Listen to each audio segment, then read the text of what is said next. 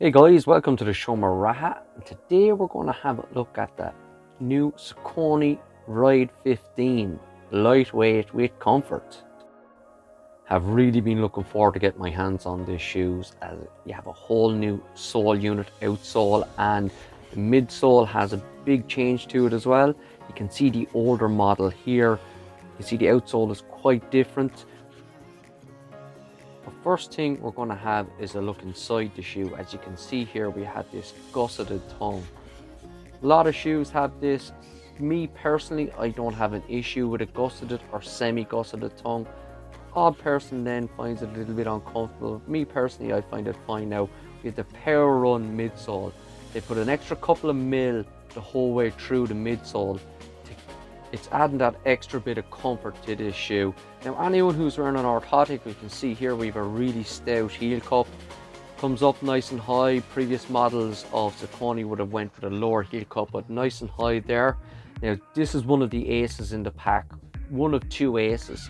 So this form fit insole, you see how thick it is. You can see lots of material there, really thick and plush the whole way through to the toe box. Really adds comfort to the shoe. And the second ace then is the weight of the shoe. 259 grams in my size, a US 10. You see there, US 10, UK 9, European 44. That is super weighty.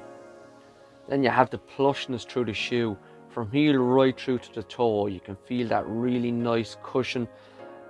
Very comfortable shoe. The one little concern I had was the fit. Was it true to size for me? I'm always a US 10. When I tried on the half size bigger, it did feel a bit big on me, and decided that the US 10 was perfectly fine. You see when I show it there, there's enough room in the toe box there for me to easily run maybe 20 miles in these shoes. The next on the list was to take this guy out for a little bit of a road test. So went out for a run, really liked it. It was a lovely pop to the midsole. The PWRUN that Saucony use is what they use in their super shoes. Now they're PWRUN PB in their super shoes, but really nice pop. Reminded me of the Hoka Mach 4 pop. The one concern for me was the flexibility of the midsole. Really nice heel to toe. As you can see there in the midsole, very flexible. So I was a little bit concerned about how stable the shoe was going to be for me.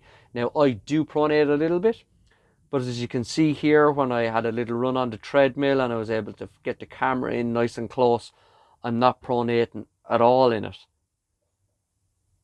Slowing it down here now, you can see even better. I can land, ankle isn't collapsing in at all. The heel of the shoe is staying nice and square on the treadmill. We stop it here now, you can see ankle not going in past the medial line there, heel of the shoe nice and square. And we run on and have a look at the right foot, same thing again, not going in past that medial line, heel of the shoe staying nice and square. So even though it's a neutral shoe and it's a quite a flexible midsole, it's given me loads of stability. So I'd have absolutely no issue with doing long runs in this shoe. This is it, guys. This is the Ride 15. Like I said, I've been really looking forward to getting my hands on this shoe. It hasn't disappointed at all. Really enjoying the feel to this shoe. When I put it on initially, the first feeling I got was like, this shoe wants to run fast. You have your traditional 8mm drop heel to toe in your Saucony shoe, which I think is the Goldilocks. I love 8mm drop shoes, 6, 8, love them. Um, when I put this shoe on off the toe, it's just like pop. The material, the PWRUN that they use in the midsole is that energy return design material as well, that when you land, it takes some of the energy that you create and gives it back to you. So you get that lovely pop feel off it. So even when I was running at lower paces, get that nice pop. But when you want to speed it up, then shoe works really well with you. Weight wise, it's absolutely amazing. You see, for me, US 10, 259 grams. I mean, that's like, you're talking like 30 grams lighter than most of its competitors, which is absolutely fabulous. Now, they have a few cutaways in the midsole and a few other little tweaks between the rubber here in the midsole. There's little kind of like AirPods or pockets there. Um, So they've done everything they can to reduce the weight of the shoe. Like I've been running mostly in a pair of Brooks Launch recently, and I love running this shoe. But this is a huge competitor to it. And what this will offer you is a bit more protection from the road. So the Launch will be viewed as, say, a tempo shoe. But for me, it's like I can use it for everything.